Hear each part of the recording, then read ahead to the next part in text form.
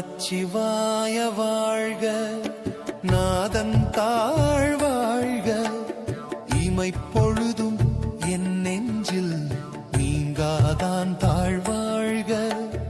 அருளுடையான் தாழ் போற்றி, அகிலாண்ட கோந்தாள் போற்றி, இருளுடைய மனம் தீர்த்து இன்பம் விளைத்தான் தாழ் போற்றி, பொருளுடைய சொல்லாகி புகழாகி பூத்தான் தாழ் போற்றி, மருளுடையேன் மனம் புகுந்த மகிழ்வான் கழல் போற்றி.